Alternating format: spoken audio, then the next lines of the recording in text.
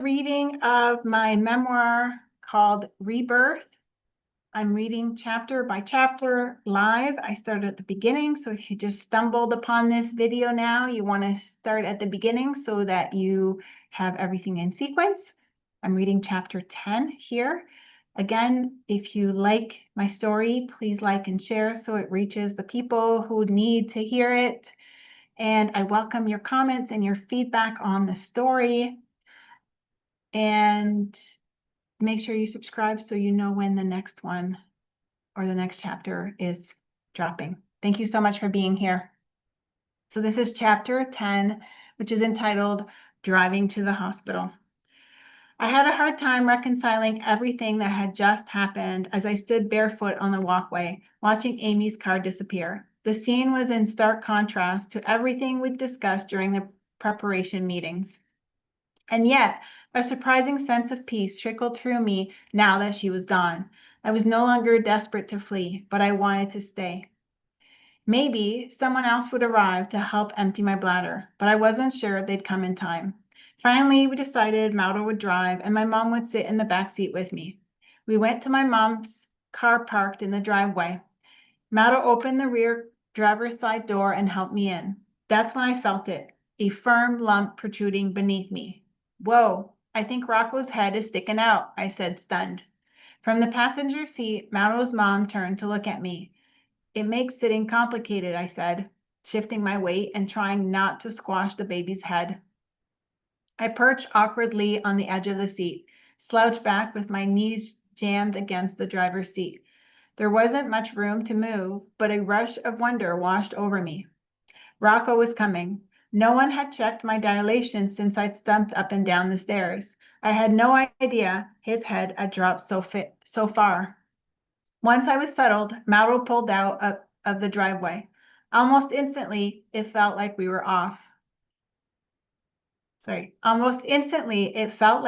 off-roading. Or was Mauro driving on the sidewalk? I wasn't sure. I lifted my head, trying to make sense of the chaos, but no, he was still on the road. I just hadn't realized how bad the street conditions were. Not a smooth patch of road in sight. The jarring amplified the pain, making the contractions unbearable and intensifying the pressure on my bladder. Mauro, you've got to stop the car when I have a contraction, I shouted through clenched teeth. What? I can't stop the car every minute, he said, incredulous. You have to. Please, I can't do this like this. After some back and forth and a few terrible contractions, he agreed to stop whenever I yelled stop and to resume only when I said go. And so we drove to the hospital in fits and starts. Stop, go, like one of Mauro's adventure races. We were a team. At the hospital, Mauro pulled into the parking garage. We wasted time trying to figure out the ticket machine, then realized we had no idea where to meet Amy. She hadn't told us. We decided to walk towards the hospital's emergency entrance, where Evelyn was already waiting with a wheelchair. I still couldn't sit, so I awkwardly crouched into the chair. She wheeled me briskly through the bright corridors, around a few corners, into an elevator, and down another hall before leading us into a private room with a bed. And standing there was Sarah. My strength collapsed the moment I saw her. My body began to shake as I cried out, pleading and begging for a catheter to relieve my bladder. The pressure was worse than ever, sharp, burning, unbearable. My bladder was on fire. I froze when she didn't respond. She just stood there, lips tight, shaking her head. Nausea rose again. I didn't have the energy for another battle like the one I'd had with Amy. A more primal part of me broke loose, feral and wild. I felt like a cornered animal. Rational thought dissolved. All I needed was relief, and I wanted it now. We need to administer an IV first, she said, her voice strangely calm. No, no, no, I cried. I don't want epidural. I just want my bladder emptied. Please. That's the only reason I'd come to the hospital, for help, for relief, for someone to listen. Don't worry, she said. The epidural will numb the bladder pains. No, we need to empty my bladder. I was frantic, panicked. I didn't want the pain dulled. I wanted the pain gone. I knew a catheter would do the trick. Why wouldn't they believe me? What would happen if I couldn't feel the pressure anymore? Would I know if something was wrong? I didn't want to find out. I just wanted my bladder emptied. Still pleading, I watched as a man walked into the room, the anesthesiologist. He stepped between Sarah and me, introduced himself, then locked eyes with me. You need to be perfectly still, he said. The needle goes into the spine. If you move, even slightly, you could be paralyzed. Do you understand? His words pinned me down, cold and clinical. My heart thundered in my chest. I didn't think I could stay still. I didn't think they were hearing me at all. The contractions were colliding with the bladder pain, swallowing me whole. Tears streamed down my face. Please, please, please, I sobbed. I wanted to scream, to free myself of this snare I'd fallen into. How could they ask me to be still? He didn't blink. I turned to Sarah, desperate for a lifeline. Please, Sarah, empty my bladder first, please. I'm begging you. If you don't want the epidural, then I'm leaving, the doctor snapped. You're wasting my time.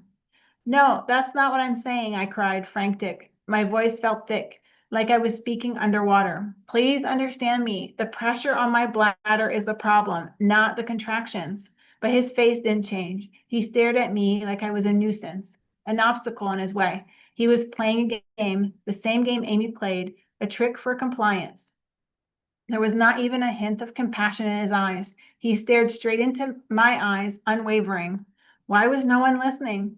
And then you'll empty my bladder, I asked. Sarah? She nodded.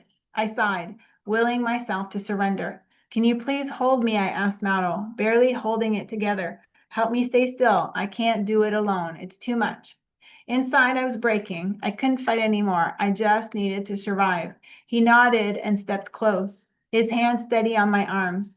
The next contraction ripped through me, magnifying the pressure on my bladder. The doctor walked around the bed, then swabbed my back with a cool towelette. I sobbed, trying to still my body, to silence my panic. I waited for the needle. It never came. I blinked, confused, disoriented by the sudden absence of pain. The wave was gone.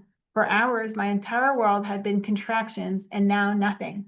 I could breathe without bracing. For a moment, I almost felt peace. And then it hit me.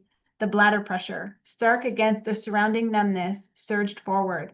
Without the distraction of contractions, the sensation was sharper, more focused, heavier, and unbearable. Terror rising again, I turned to Sarah, my voice cracking. Sarah, I said, desperation lacing my words. I can't feel the contractions, but the bladder pressure is intense. Please use the catheter, please. I was back to begging, sobbing, afraid. What did this mean? Was my bladder damaged? Sarah hesitated. It wasn't part of the protocol, even though she'd promised only moments before that it would follow the epidural. And then the door opened and Amy walked in. I gasped. Her presence twisted something inside of me. She was the last person I wanted to see. Without looking at me, she went straight to Sarah and said, I was hesitant too, but I was really surprised at how much relief the catheter gave her. I hadn't expected her to advocate for me, and yet it didn't change anything. Just seeing her made my body seize up in self-defense again. Sarah looked at me for a long moment and then nodded. All right, she said, we'll administer the catheter. Her words unraveled the knot in my chest ever so slightly. I exhaled slowly, exhausted by how hard I'd fought for something so simple. She moved towards me. I didn't feel the catheter go in. When she stood up, I winced, confused. The burning pressure was still there. There wasn't that much liquid, Sarah said, glancing between the pan and me.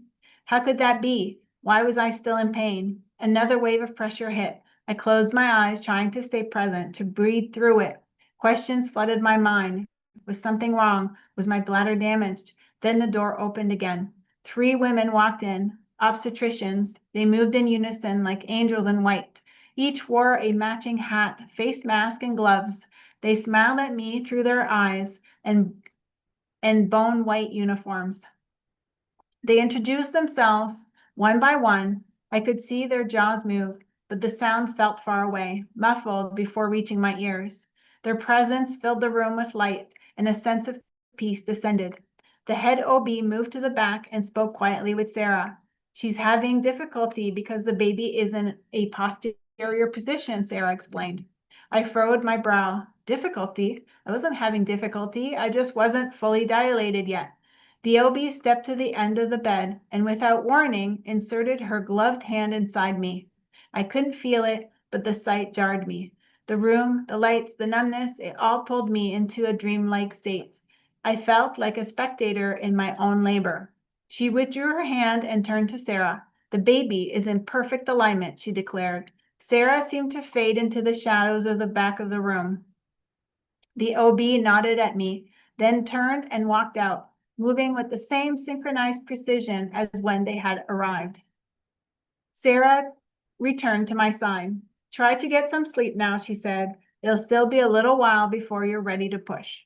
The clock on the wall showed it was nearly midnight. The lights dimmed. The midwives stepped out, leaving only Madeline and my mom with me. I closed my eyes, willing myself to sleep. Somehow, despite the chaos, I fell into a light sleep. The pain in my bladder had finally lifted. I listened to the steady hum of the monitor and surrendered to rest. And that is the end of chapter 10 of my memoir, Rebirth. Again, I'm reading these in sequence, so if you haven't caught the others and you're intrigued, please be sure to start from the beginning. Make sure to subscribe so you know when I'm dropping the next chapter. And if you like my story, please like and share it so it reaches the people who are meant to hear it. And I would love, love, love to get your feedback in the comments about my story. Maybe you know someone or you were in this situation or a situation like it. I know births are all different and I doubt people were precisely in my situation, but please share your thoughts, what comes up for you, any insights, whatever it is. I would love to hear from you as I share my story and if you relate to it. So thank you so much for being here. I very much value your time. Appreciate you being here, and I look forward to seeing you in the next chapter. Have a beautiful